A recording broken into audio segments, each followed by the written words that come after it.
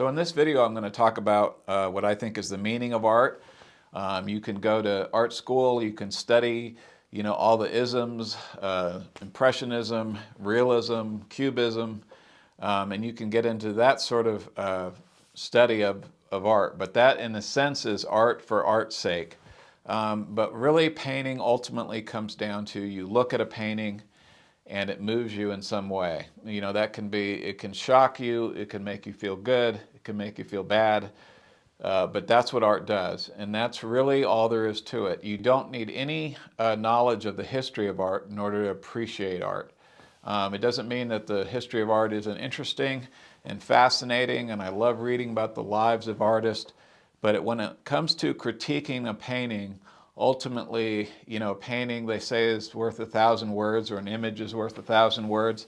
But really, there are no words that can describe, what you feel when you see a sunset, or when you see some painting that moves you in some way.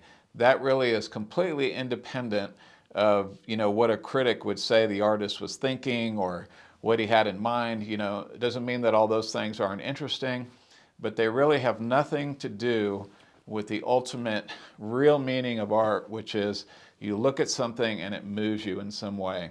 Well, what does that mean? And how does that apply to, what direction I should take my artwork, or what I, should decide to paint? Well, number one is, where do paintings end up? They end up in museums, but that's only a very small fraction of the paintings that are painted. There's some that end up in galleries, but they just pass through those galleries.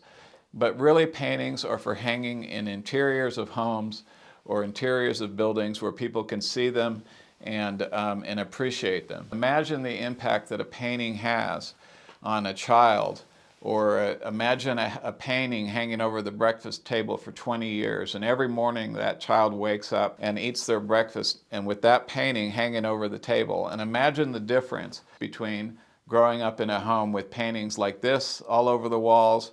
And I'm not saying there's anything wrong with this kind of art. I'm just saying that imagine how different it would be if you grew up in a home with artwork like that versus artwork like this. And this may not be exactly your taste in art, but just see how radically different that environment would be if you had one home hanging with those first set of paintings versus these paintings. So that's really what it's all about.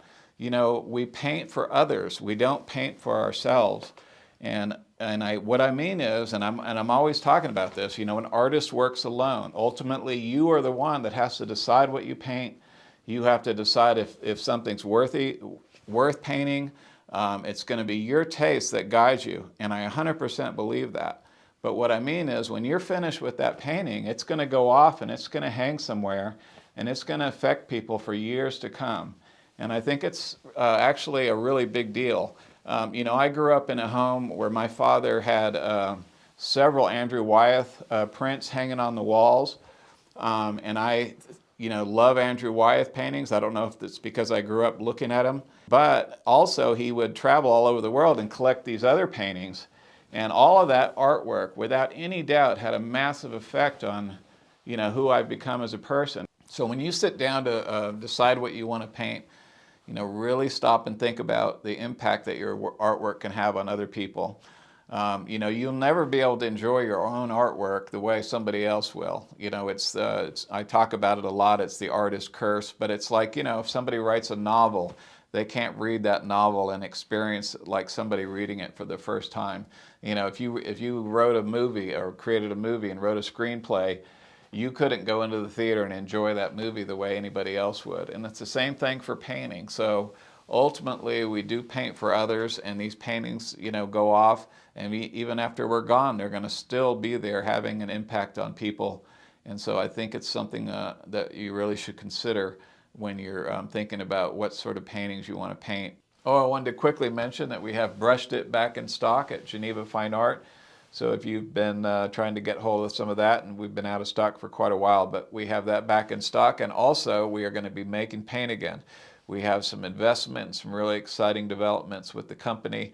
Super excited about it. Tell you guys more about that later. Thank you again for watching, and we'll see you in the next one.